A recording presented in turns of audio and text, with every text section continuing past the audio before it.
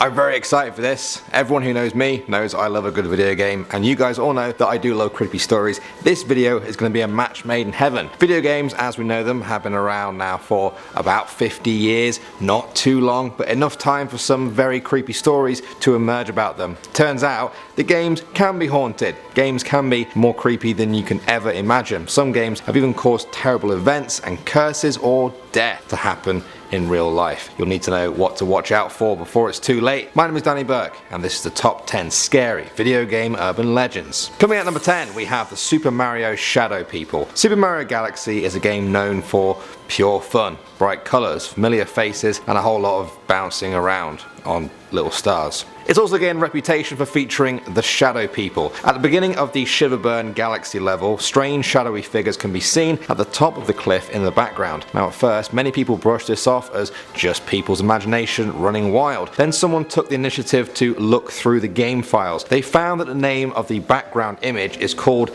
Hell Valley Sky Tree. Who said anything about Hell Valley? The internet exploded with conversation about this. Who were these shadow people always watching you, even though you can never get any closer to them, and nobody even mentions them in the game? Some people have tried to explain these away as just trees, but others say, I ain't seen no tree that looks like that. It's one of those things where if Nintendo actually acknowledged it, it may not be so creepy, but the fact that they have still refused to means people are left wondering who the shadow people of Hell Valley are. Next up at number 9 now, we have the Hall of Tortured Souls. This is a well-known Easter egg that was hidden in the coding of Windows 95. Deep in the software, there is a hidden game there. Nobody knows who found it first, but this is how you find it. To enter the game, go to Microsoft Excel 95, open a new blank Excel worksheet, go down to the 95th row and select the whole row. Tab over to column B, go to Help/About, tap and hold Control Alt and Shift, and then click the tech support button. Then the game will appear. It's called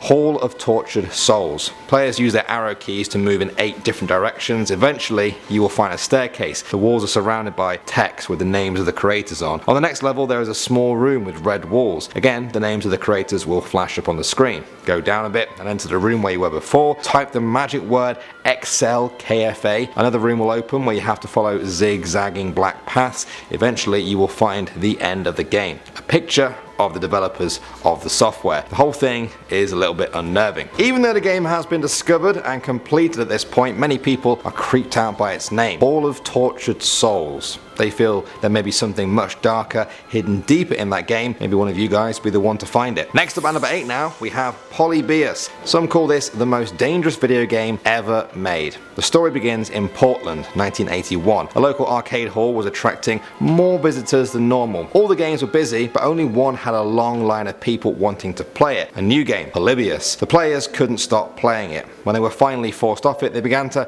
act strangely. They said they felt nauseous, stressed, and had terrifying nightmares. Others had seizures. There were even reports of all the madness forcing people to suicide. The one common thing that everyone felt was that they were unable to control their own thoughts anymore. Then people began to notice that the game was being serviced a lot more than usual. Other games might get checked by technicians maybe once a month, but Polybius was being checked every single week. Men in black suits would come, record its data, and then leave. They would never take the coins and seemed to have no interest in the money it had made. After a while of this, the mysterious arcade game vanished as soon as it arrived, taken by the very same men in suits. People believed that the men and a machine were from the CIA, that it was all part of a mind control program, an experiment that was sending subliminal messages to players. So, was there any truth to this? Well, that's the faith you kind of need to put into the story. The story has been repeated and spread for almost 40 years now, but it's very hard to verify as the arcade machine and the men who monitored it disappeared without a trace.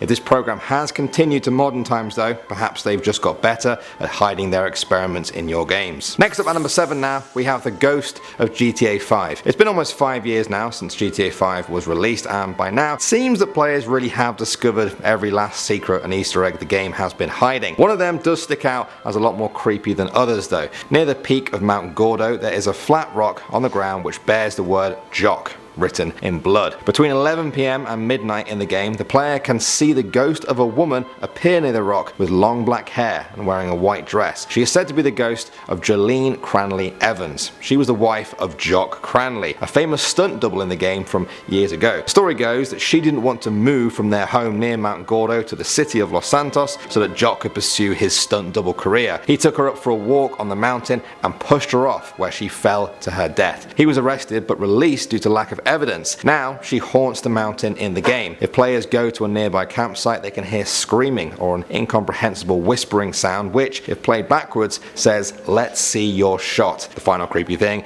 is that if you try to approach this ghost, she will vanish straight into the night. Next up at number 6 now, we have Luigi Is Dead. There's something you Luigi fans never want to hear. However, there are clues in some Super Mario games that he really is. In Luigi's Mansion, during the blackout that happens after the boss battle of Area 3, Luigi journeys to the telephone room and answers 2 calls. During these calls, while Luigi is holding the phone to his ear, the player must wait until there is a lightning flash, and then they will see that Luigi's shadow has been twisted into a way that looks like he's been hanged. Now, some people say this shadow is the metaphorical shadow of a much darker game that was actually meant to be released, or that they just forgot to take this part out. Others say this was intentional and a nod from the developers to the fact that Luigi has been dead for many years now. He killed himself after always having to live in the shadow of his more popular and famous brother. Nintendo says it's just a glitch, but others say that's just a cover-up, and as much as Nintendo fans don't want to hear it, Luigi is dead. Next up at number 5 now, we have Lavender Town. Those of you that have played the original Pokemon games on Game Boy may already be familiar with how creepy the Lavender Town theme music is. I mean, the whole town is based around dead Pokemon. That's kind of the point, but there is a story that goes way deeper and darker than you know. Following the release of Pokemon Red and Green, there were a number of reported child suicides in Japan. When players got to Lavender Town, the music had a strange effect on them. Let's hear it really quick as a reminder.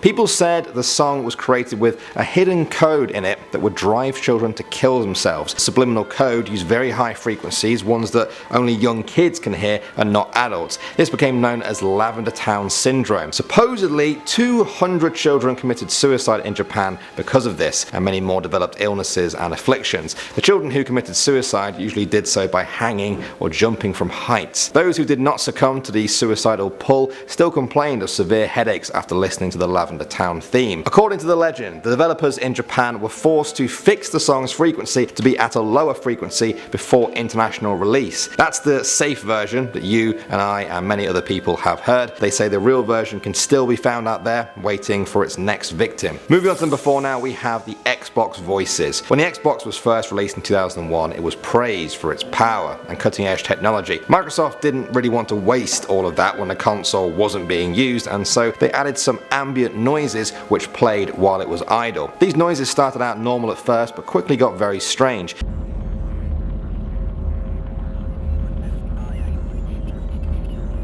People said it kind of sounded like the console was channeling voices from the dead. Naturally, people wanted answers from Microsoft. Was this some sort of subliminal messaging? Was it supposed to influence dreams when players fall asleep with the console on in their room? Well, the company said it wasn't actually even their own music. It was public domain audio from NASA transmissions from the Apollo missions. For those of you that don't know, these were the missions that went to the moon. If you think you can handle it, I'd recommend listening to the whole thing. People report hearing robotic voices, whispers, and even Halloween music. Either people are seriously imagining things, or Microsoft and NASA have some explaining to do. Next up, number 3 now, we have Killswitch. This game is just straight up creepy, if it does actually exist. You see, back in 1989, this game was released in which the player had the choice of playing either a Ghast or a Porto. It was nearly impossible to play as Ghast because he was invisible, which meant that almost everyone chose Porto. Items you found appeared at the bottom of the screen. You find pieces of a tape recorder and could listen to events that transformed the mine you're in into the hell that it became. The game was eerie, hollow,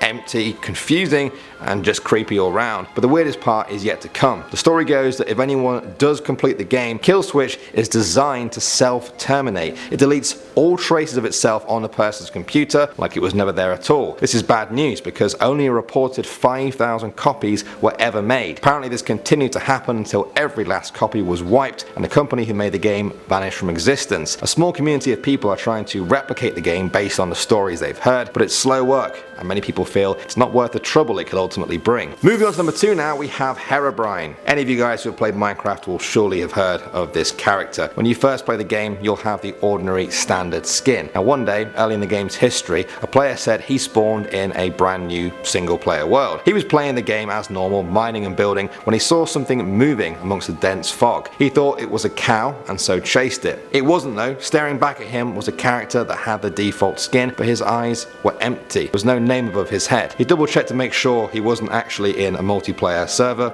and he wasn't. The character quickly ran off and disappeared. As the game went on, strange things kept happening. Parts of the game looked like someone had actually been there before, even though this was single player. Every once in a while he claimed to see the strange doppelganger watching him from the fog. After posting this story to the forums, he received a message from a user called Herobrine. It simply said, "Stop." Eventually he and some others found that Herobrine was the name of a Swedish player, possibly the brother of Notch, who is the creator of Minecraft. They asked Notch if he had a brother. He replied, "I did, but he is no longer with us." Thus, the legend was spawned of the creator's dead brother living on in the game's coding, watching players, watching every player, unaware of the afterlife he's ended up in. And finally, number 1 now guys, we have Berzerk. This was a very popular arcade game, first released back in 1980 and was a great success and highly addictive. However, it will always be remembered as the first game to be linked to the deaths of some of its players, 3 to be precise. The first was said to be Jeff Daly. He allegedly entered his initials twice in the Berzerk machine's top 10 players list before dying of a heart attack. His score